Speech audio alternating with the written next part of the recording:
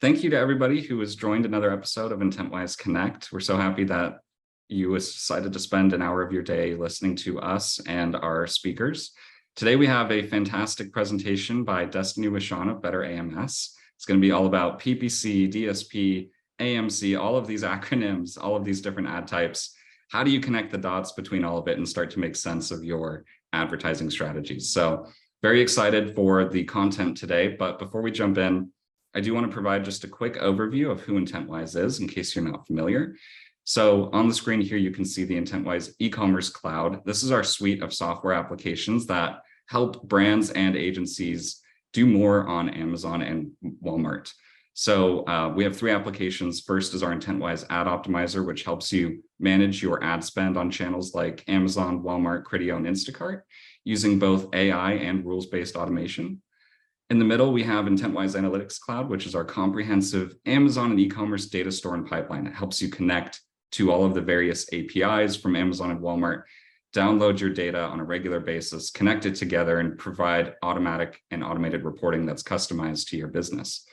And then lastly, we have Intentwise Explore, which is our solution built on top of AMC, and we'll be talking a little bit about that today. And this platform allows you to extract value and insights from Amazon Marketing Cloud without needing to interact with Amazon Marketing Cloud directly. You don't need to write the SQL queries yourself or validate the outputs. Simply pick what you want to see, let our system run it, and you have beautiful visualizations right in front of you. So if you're interested in learning more about Intentwise e-commerce cloud or any of the solutions we offer, feel free to visit our website and book a meeting with our team, or find us at Unboxed in New York City next week. And with that, I will go ahead and turn it over to Destaney to introduce herself and BetterAMS and walk us through today's presentation.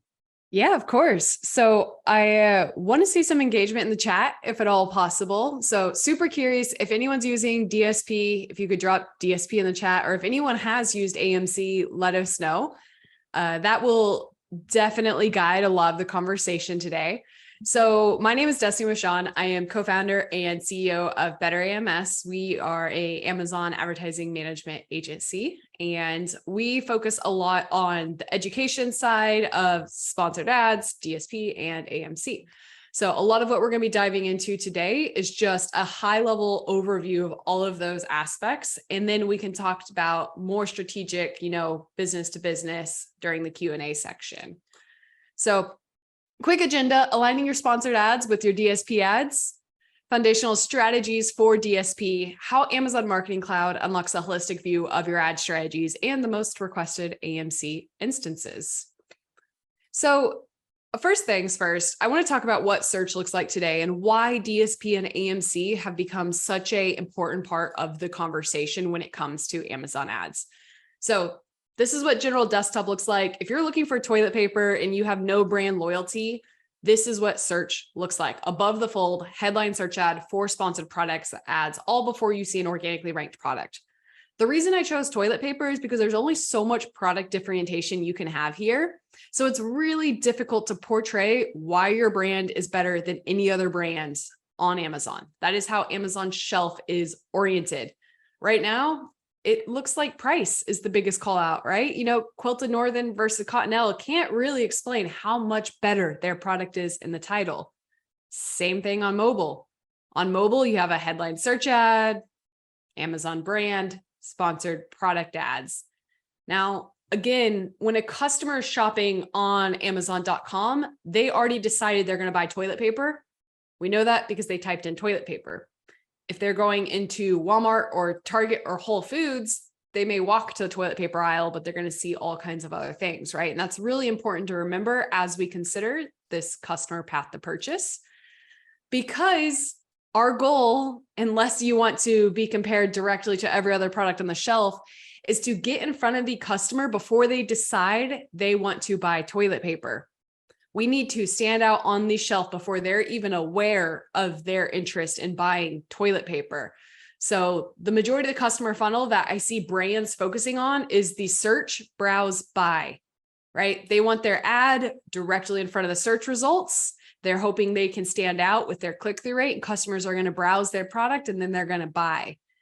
The part that I see customers missing lately is this upper funnel aspect and this bottom of the funnel aspect, this loyalty aspect of bringing them back. Now, 6 years ago, you didn't need to think about these things because all of these placements at the top of the page were relatively cheap. It was like a slot machine. You put your product at the top of the page. It was only going to cost you 25 cents a click, and you're going to see a $10 return on ad spend, right?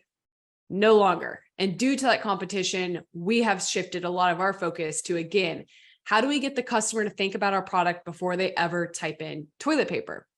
So I think a few of the ways that most customers are used to is TV and or billboard ads or a magazine ad, right? Everyone has seen the Bear commercial, and it's funny nowadays that that's the only competitive advantage of Charmin is that they have this really strong brand identity with this commercial. But the reason that's valuable is because if you think about Charmin because you saw them on TV, when you decide to go to Amazon and type in toilet paper, that product is going to stand out on the shelf. Now, with Amazon DSP, we have that opportunity, and that's what's really valuable with the customer journey is showing your product to them before they ever decide to go to Amazon, whether it's on IMDb or a remarketing ad off platform or something on the Kindle or Twitch or all of the owned and operated properties. The reason this ad is valuable is because it makes this ad perform that much better. And that's the key piece I see people missing. They see DSP as a strictly awareness play or a strict retargeting play. They have separate budgets for DSP, separate budgets for PPC, and they don't combine the two. Now, in this example, you can see CPCs are relatively expensive. $18 a click on an $18 product, you're not going to make money. But if you can drive that awareness prior, then Charmin's going to stand out on the page the moment someone types in toilet paper, because they have already driven that awareness. And there's just the subconscious variable that frequency does play a very large role in convincing customers to purchase. If you see Charmin on your TV and then you see a billboard for it, and then you type in toilet paper and you see them again, this sponsored product ad is going to convert that much better because of that DSP ad off platform. Now, I think where this opens up a ton of opportunity is how precise DSP targeting is. This is something that I don't see mentioned near enough, primarily because, again, I think education around DSP is few and far between, and it's always been viewed as this upper funnel opportunity. But at the end of the day, we can get insanely strategic with how we target someone with DSP and what platform we're targeting and what audiences we're negating. As you can see here, a quick search of toilet paper with an in market, you can see all of the different variables we can target. We can target someone who's buying toilet cleaners or toilet paper storage. And we know that if customers are in the aisle in the market here, they're going to be, well, everyone's buying toilet paper, I assume. But regardless, this is how strategic you can get with that level of targeting. Now, I think something that a little bit of struggle with in the space is the exclusion aspect. So with DSP, you could also exclude audiences. And this is really valuable as we start talking about truly tracking attribution, truly tracking the value of where our ad is showing up. So not only can we take this audience and overlay a demographic and say, hey, I want to target everyone who has viewed this product and is within this age and within this income range. I can also say, but I don't want to target people who have purchased from me before. I only want to look at new to brand or new customer acquisition.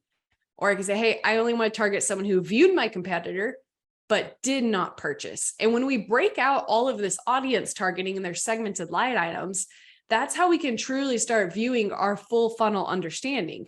We can have an audience just targeting new customer acquisition, and we can have a certain percent of our budget going to that, knowing it's not going to be as profitable.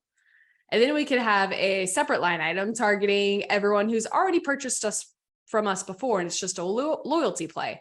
But we'll note that ROAS is probably going to be 2 to 3 times higher. And when you set up these DSP audiences in a really precise way, that allows us to control our budget. So we don't have to worry about things like misattribution or inflating our performance by only running remarketing ads or going to top of the funnel, right? Because again, we're able to segment everything out and see how all of our audiences are speaking to each other. I just wanted to add something there, Destaney. I think it's a really good point, which is that a lot of people consider search to be like demand capture, right? Advertising on Amazon is demand capture. And so there's this mindset that Even on one of your earlier slides, like awareness, that top box is just missed. And I think what you're saying is DSP is obviously so much more than awareness. It's more than one box. It's a lot of different segments, because you can get so precise with your targeting and you're reaching different people at different elements of that funnel, even with DSP. Yeah, 100%. And let's take something like a streaming TV ad. That's a strict awareness play pretty much. And everyone who runs this and who has had experience with Amazon, they're probably used to, being served just impression metrics. Like, hey, you ran this campaign and you had 5 million people view your ad. That's amazing. And the brand's like, that's not great though. Like, what are my sales metrics, right? Well, that's kind of our job to piece that together. And that's where, in my opinion, the sponsored product performance has always performed better when you did go more upper funnel, right? Like the example we just walked through, it's that subconscious alignment of, hey, I saw this ad here, and now I'm clicking on this ad. And we've always, every marketer who's been in the space for a while and who's maybe ran with more general media knows it's connected. But advertisers on Amazon who started on Amazon typically don't see that connection because they're used to segmenting those budgets, used to segmenting DSP from sponsored ads and not viewing them together. And I think that's a fun thing that we're going to get into with AMC, that, all of these biases we've had from doing this for a long time are now confirmed because AMC gives us the data. Absolutely. Yeah. And I think too, the other message is don't consider DSP as just being, super broad, high funnel, top of funnel awareness. And Destaney's giving us some great examples in terms of how this can actually be, further down in the funnel, even though it's DSP. So if you have some of those preconceived notions, or maybe you've tested DSP years ago, it might be time to reconsider. It's changed quite a bit. Yeah. From a tool perspective, it's amazing. Like there's so much opportunity to run it, but brands don't always have access, right? So the success of your DSP campaign is at the hands of whoever's running it, whether it's Amazon, which tends to be more upper funnel focused, or it's an agency that's only reporting on ROAS metrics, so they're more lower funnel. When you actually log into DSP and see what's possible, you can get really, really granular with that setup for that reason. Like this is an example I just pulled from one of our campaigns, right? We have an audience that we're targeting similar to all the toilet paper audiences I pulled, but we're also selecting to advertise this audience, but not ASINs that purchased in the last 365 days, right? I don't want to serve an ad to anyone who's already aware of me. And then not anyone who's also viewed in the prior 90 days, right? I truly want it to be a unique awareness play. And these types of inclusions and exclusions are possible across the board. Now, as a caveat, you don't always want to go that granular. That's what search is for. You have to have a certain audience size to serve. And a lot of agencies aren't going to go as granular as this because, again, there's value in moving up the funnel. So you need to make sure you're layering in what's in the best interest of your brand. But all that to say, don't look at DSP and say the product is terrible, the tool is terrible. More than likely, it was how you're utilizing the tool within your needs, or maybe you didn't have great expectations around that tool. Absolutely. Now, just a few kind of core concepts that we recommend running when considering DSP. So the flexibility and the inclusions and exclusions are all built on a brand basis based off what their kind of goals and KPIs are. But every single one of these needs to be considered for pretty much every seller that is maxed out on search or ready to invest. Remarketing past purchasers. If you have a consumable product or anything with high repeat purchases, subscribe and save, or multiple products that can be sold in correlation with each other, you should definitely be remarketing past purchasers. Sponsored display is great, but we don't have a lot of inclusion or exclusion capabilities with sponsored display. With DSP, we can say, hey, this person purchased from us 6 months ago.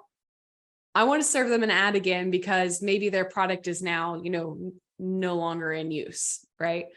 We can also say, hey, let's retarget viewers, but not purchasers. This is really valuable for anyone with a high price point.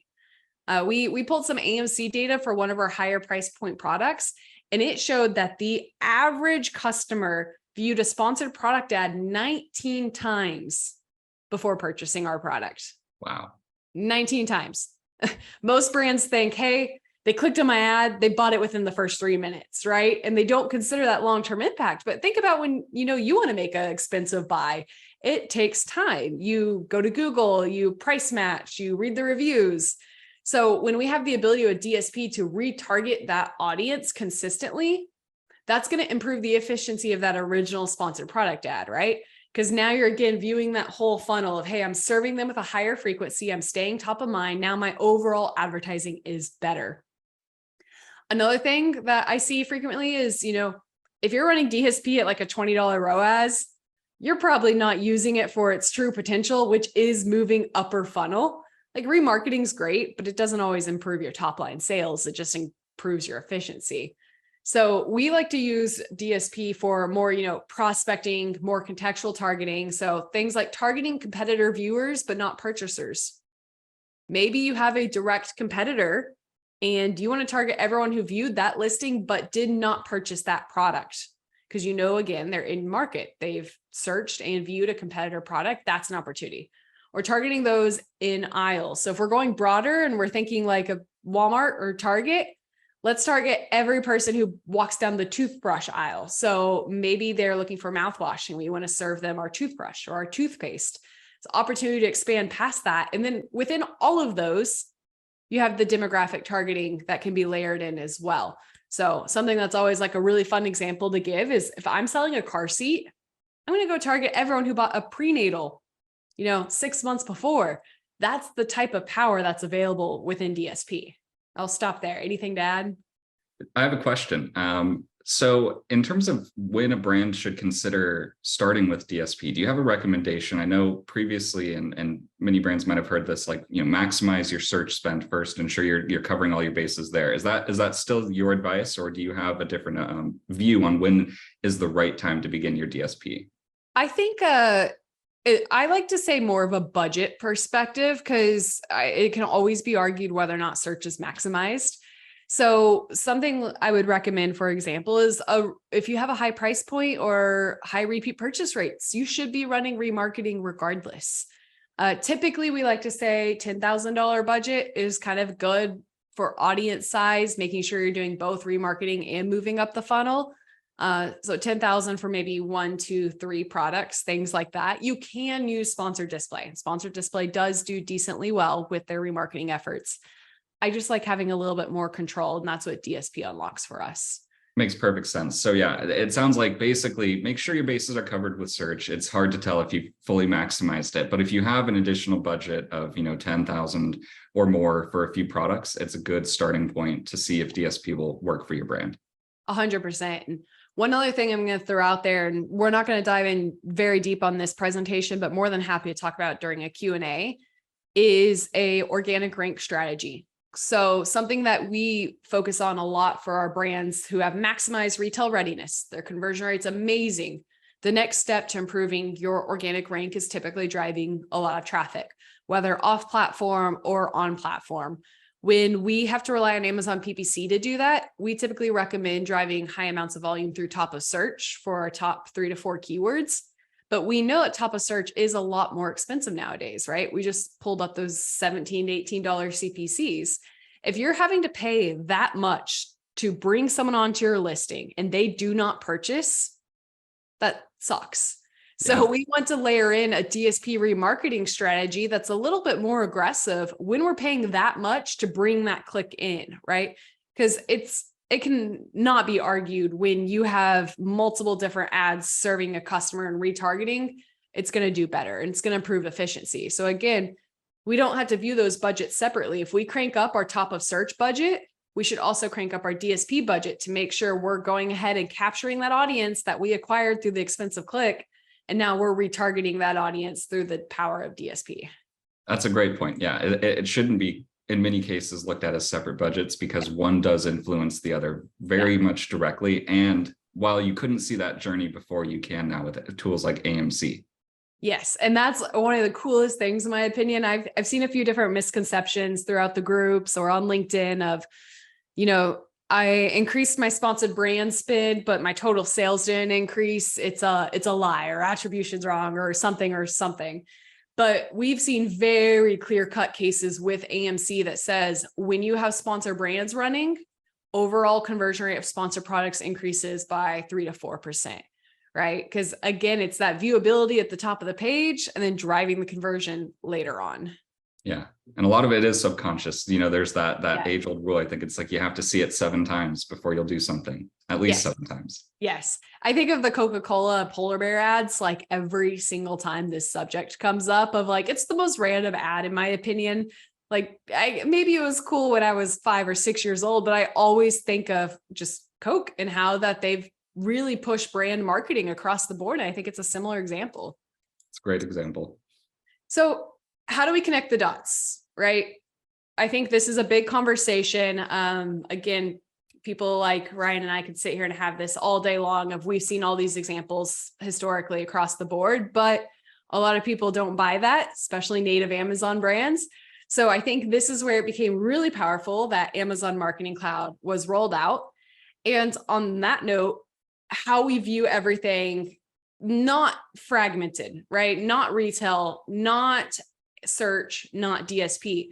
So I think one of the biggest recommendations for connecting the dots when you don't have AMC just yet is to view your Amazon advertising strategy holistically. I've said it multiple times, but your budgets do need to be viewed in some synchronous fashion. So sponsored ads and DSP. If I crank up DSP, does this change within my sponsored ads? Or if I shift to more remarketing, what does that do? Instead of just segmenting your budgets and viewing them as completely separate areas of the funnel, view them together and be a lot more fluid with your budget adjustments. That's probably like the biggest recommendation that I have of like quick ways to actually change your business. A second one is to take those, segmented campaigns and break them out by strategy. So one of the things that we're seeing across the board, again, even with DSP and search, is if it's an organic rank campaign, we're not focusing on ROAS, right? We're focusing on sales volume, impression share, and conversion rate. If we're running a remarketing campaign, we are focusing on ROAS. If we're running a campaign focused on incrementality, it's really about share of shelf and new to brand. So we take this one large budget that we have, and then we ended up segmenting it across the board based off our different strategic needs. We're still viewing the overall success of that budget with our core KPIs, typically ROAS and growth. But then behind that, we're segmenting into smaller buckets. So we know exactly where our budget's going and what the success of all of those individual campaigns or line items is. Now, when you have AMC, it's going to be a lot easier to tell that story. So as a quick high-level overview, and I will definitely pass it off to you, Ryan, after I run through the top level here. AMC is basically a place to store all of your data on search, on DSP, on the retail side, on external data, if you have access to some of those capabilities.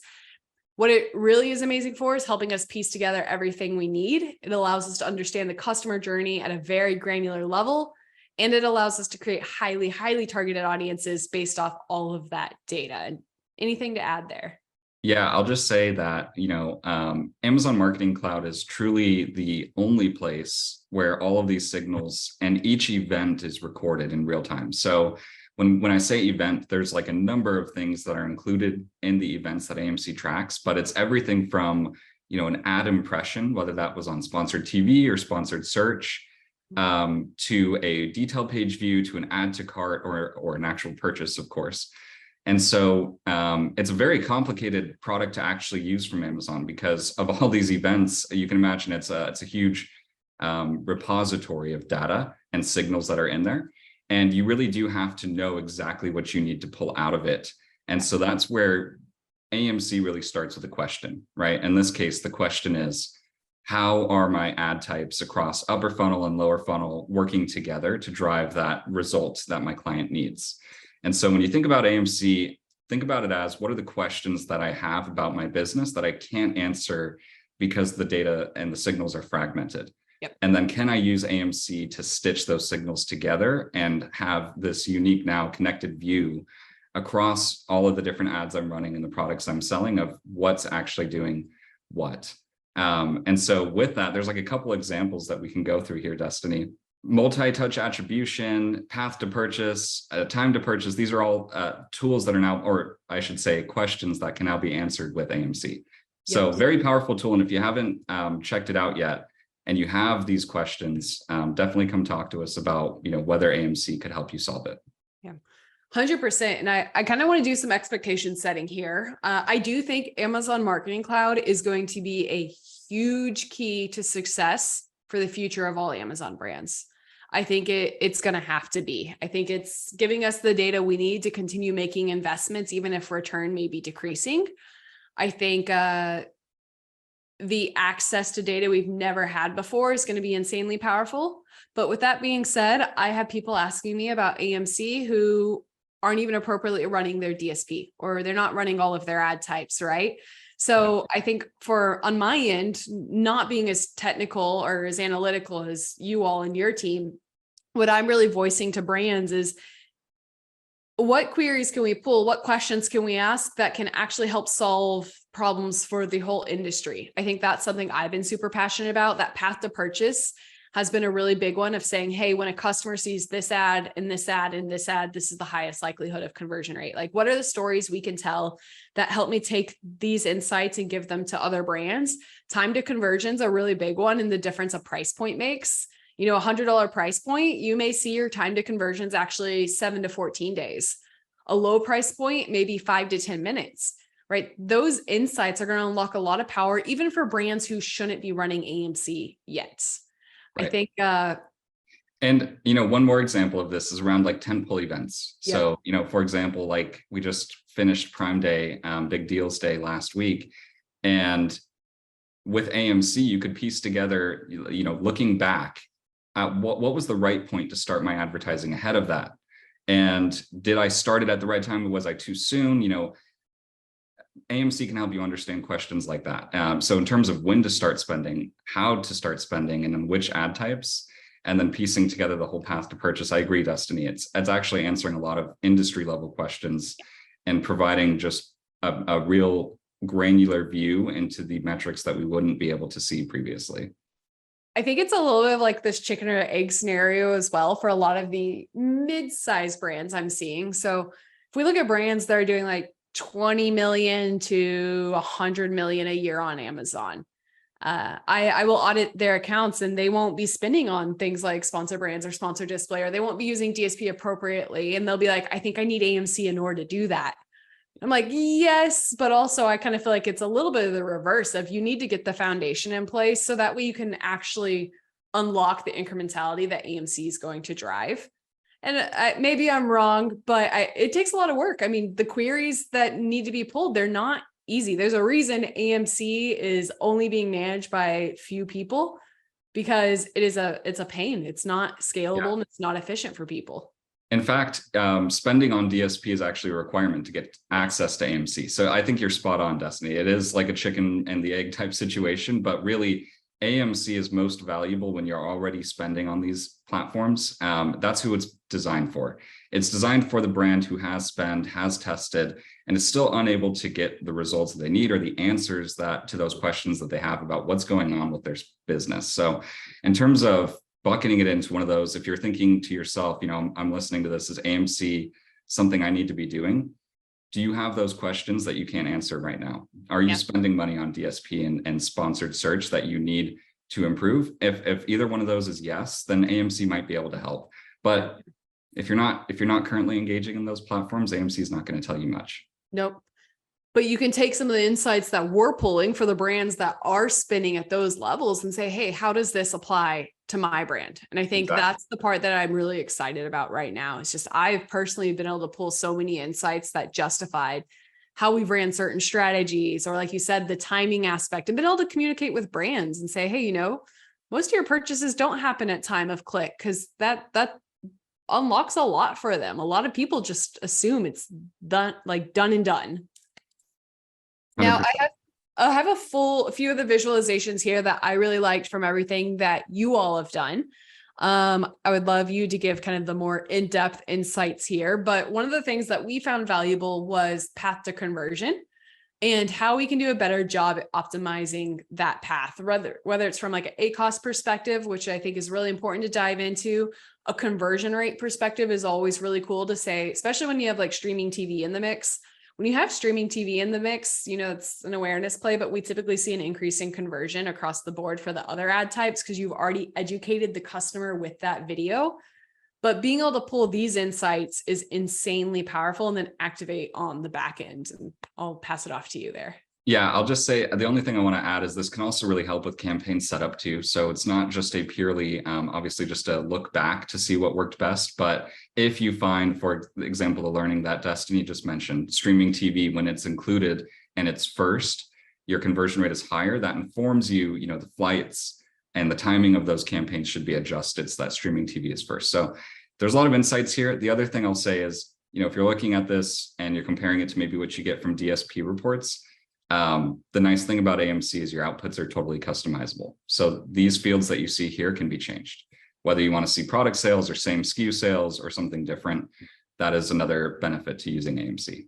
This is also where AMC gets insanely overwhelming if you let it. Absolutely, yes. Everything is customizable. And you have to write the SQL query in actual code to get it out of the platform. Yes, which is why we like working with all of our external partners who help us give the visualization aspect. This is another one that I wanted to call out because, again, it's going to be different on a brand to brand basis.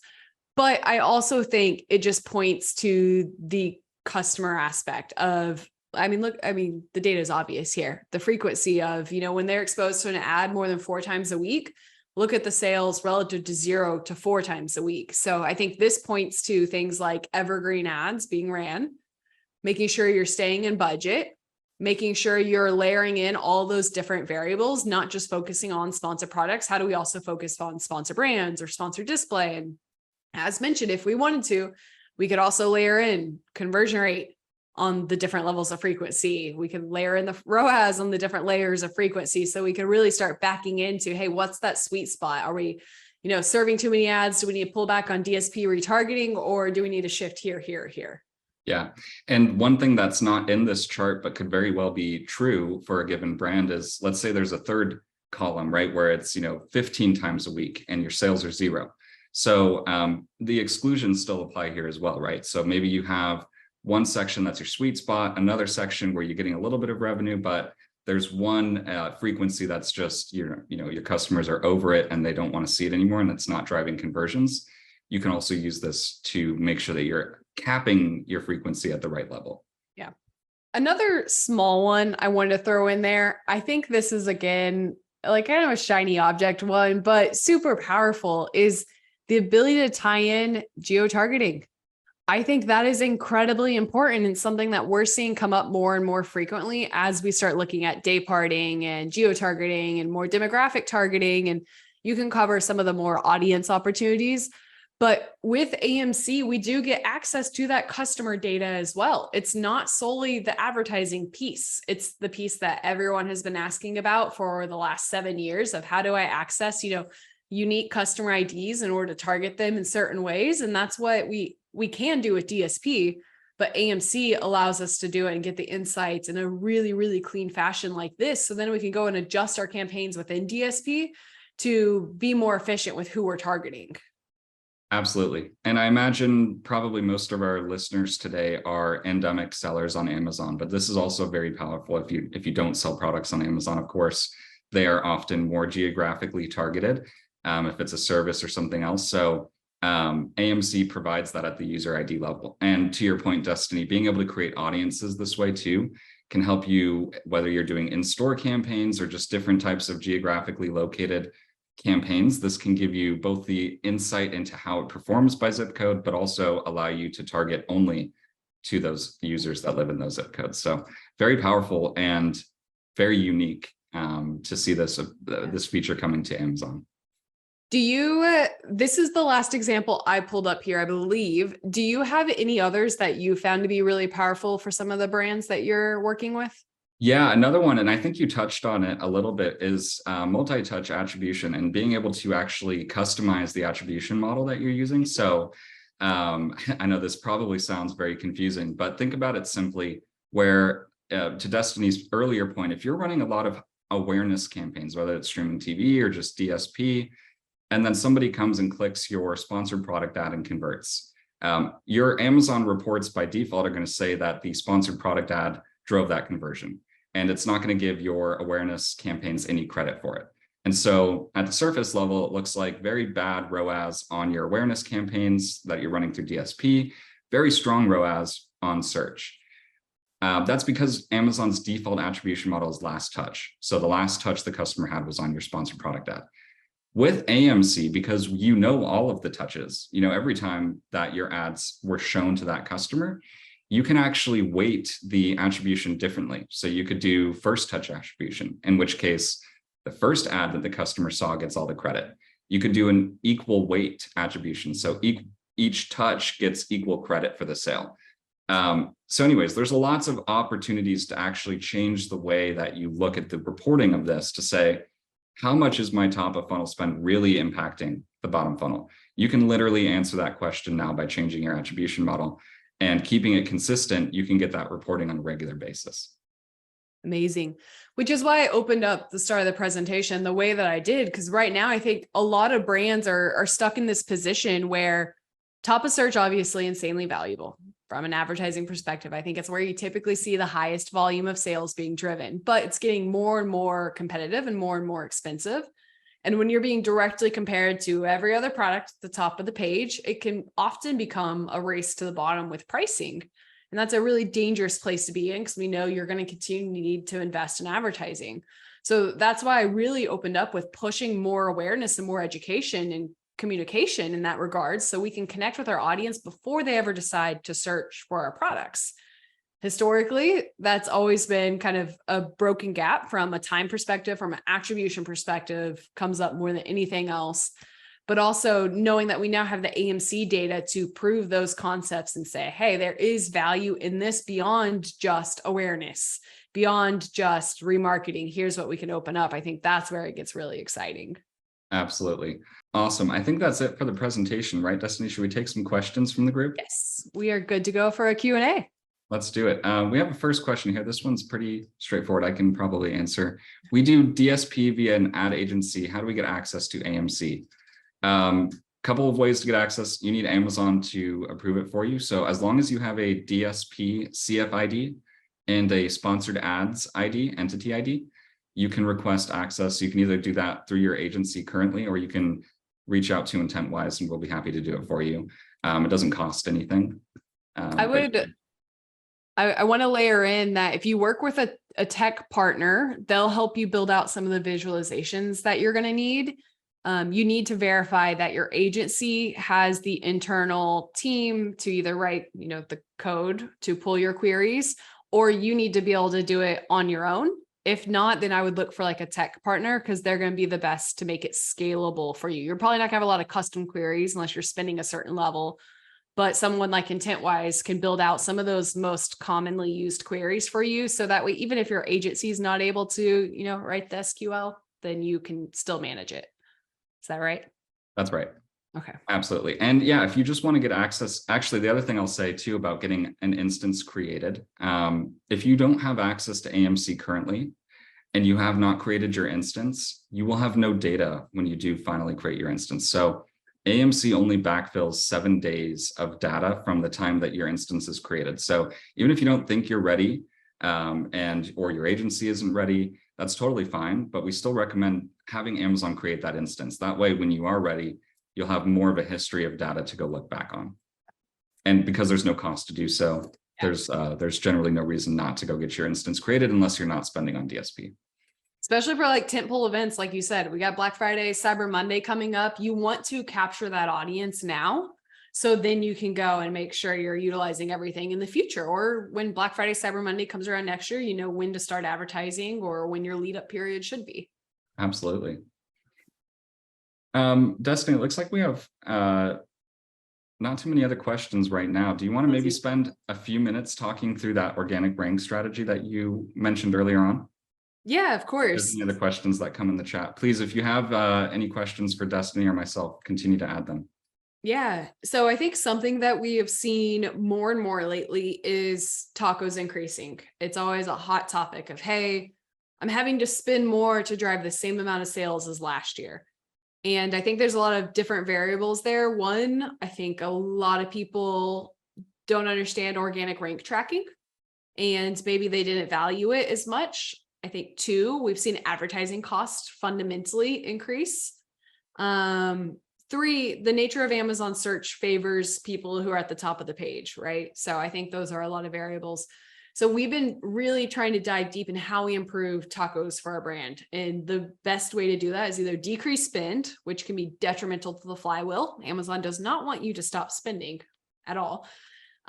Or secondly, how do you increase your top line sales? And the best way to increase your top line sales is by improving your placement on the page, so you get more natural visibility and you're not having to pay to acquire that traffic. So we've really been backing into how you do that in a way that's obviously within TOS, but controllable. So we typically set up very specific campaigns called ranking campaigns, where we focus on our top 2 to 3, usually exact match keywords, where we know our conversion rate is better than category, better than average. And we focus on top of search, because the best way to improve your organic rank is by driving high traffic and great conversion, and top of search is the best place to do that. So we create campaigns, focus on top of search, and we set a limited budget so that way we're not hemorrhaging money on these placements, but we don't look at ROAS whatsoever.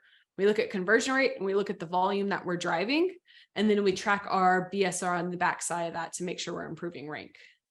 And the idea there is, at the end of the day, what you're trying to teach Amazon's algorithm is you have a high conversion rate on this keyword that leads to a high volume of sales. And to you, that doesn't really matter what that actual ad cost is coming in at, because the organic benefit is outweighing that cost. If anyone's been in the space for a while, I always say it's very similar to when people did giveaways or search find buys or everything that's obviously not allowed anymore. But the concept was driving high volume to certain keywords. And fundamentally, that's how an algorithm works, right? It pulls that correlation of when people type in this search term, they buy this product. So we want to make sure we're controlling that as much as possible by driving high volume to the keywords that we know convert well. And again, in a way that's TOS. Yes, we like to follow the rules at Amazon. Yes. We have a few more questions for you now, Destaney. So thank you, everybody in the chat. One from Jim: knowing that DSP isn't purely measurable using ROAS, what other KPIs or thresholds do you like to put in place to ensure campaign performance health? Yeah, I think one, DSP gives you every metric you could ever want to track possible. I feel like that's almost overwhelming, but you could back into subscribe and save. You could back into, detailed page views, conversion rate, anything that you could possibly want. We use it a lot for new to brand. That's something that we focus on is, are we driving new customer acquisition?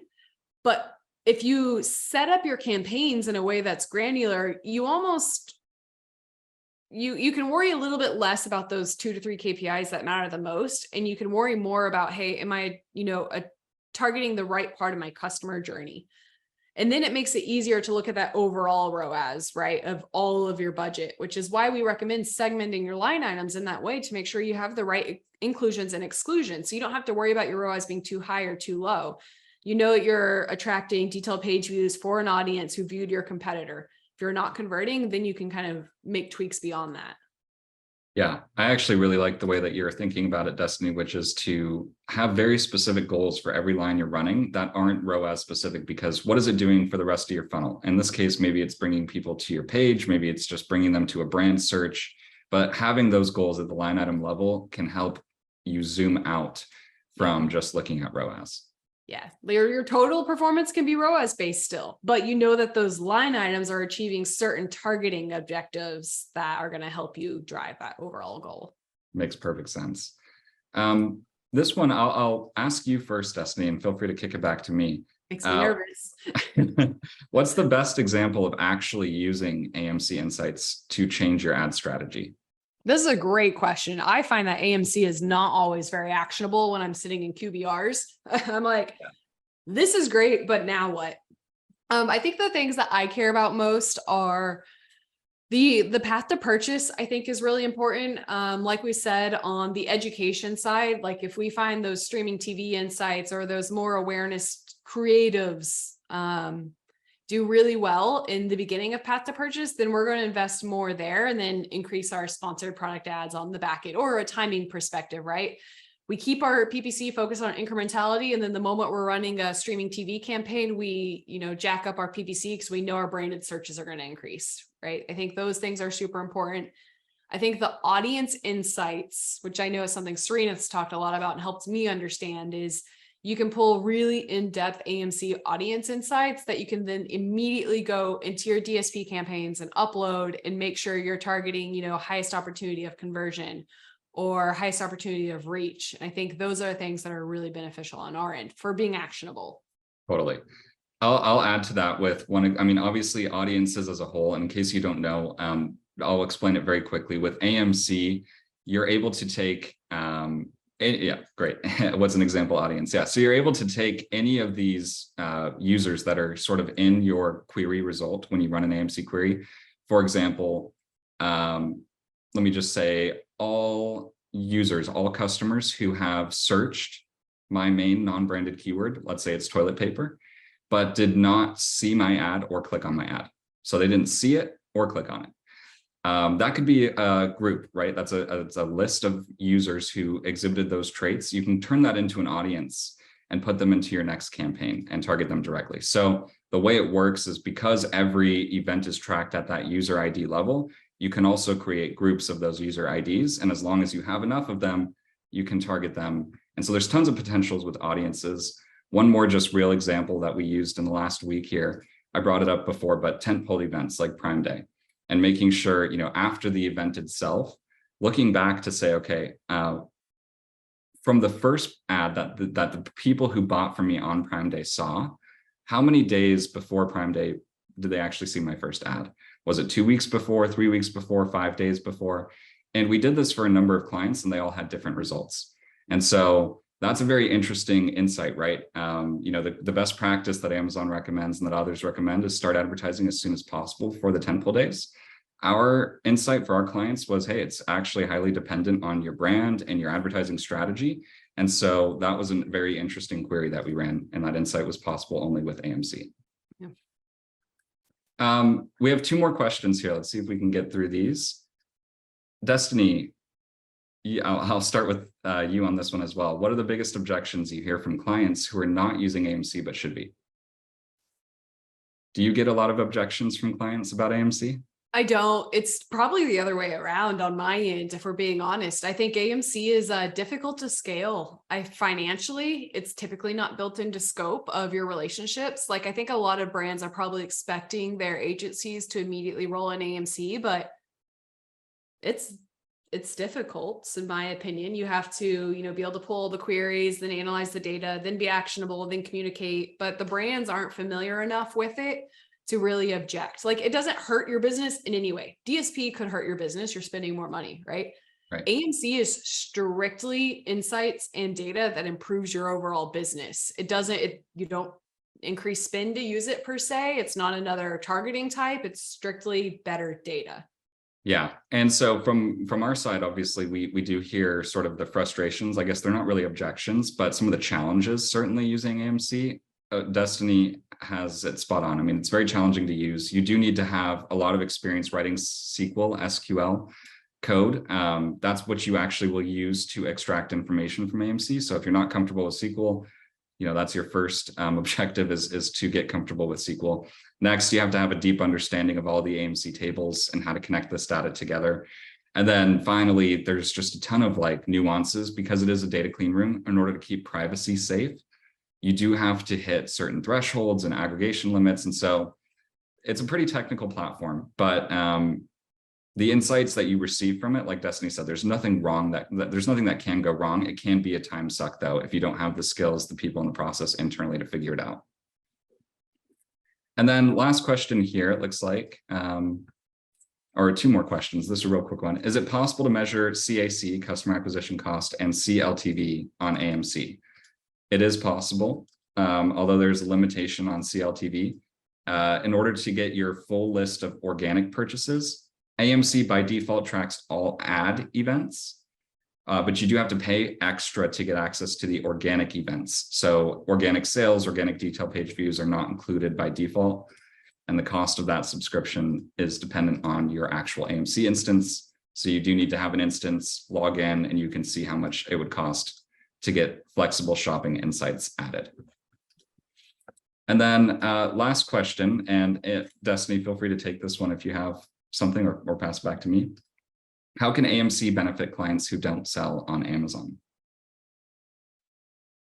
I think you covered most of it in a really fantastic way, but the audience insights, but I'll let you dive in deeper. Yeah, audience insights, being able to break it out by geo, I think is really, and so it really depends on, you have to be spending on Amazon, obviously. It's not going to help you if you don't spend money on Amazon ads, but if you do, being able to break it out by, where the customer lives, where they're engaging with that ad, the timing around it, and also the path to purchase that ultimately converted on your website or wherever else you're sending that traffic. AMC is helping you piece that whole story together. Well, that was great. We had a lot of questions. Thank you for all of our webinar attendees who joined us today and were engaged through the presentation. And of course, thank you to Destaney for taking the time out of her schedule to deliver this amazing content to us. If you have any other follow-ups, please connect with Destaney on LinkedIn. I've sent her profile in the chat. You can also go to betterams.com or intentwise.com to learn more about our companies. Thank you, Destaney. Is there anything else you'd like to say? No, I think we're good. Thank you so much for having me. I'm always such a big fan of all your content and education and your audience. So it was super awesome to be on here. Great. Well, thank you again. And we're going to go ahead and end this. The recording will be sent out early next week. Feel free to forward it to a friend or a colleague if they weren't able to join. Thank you, everybody. Thank you.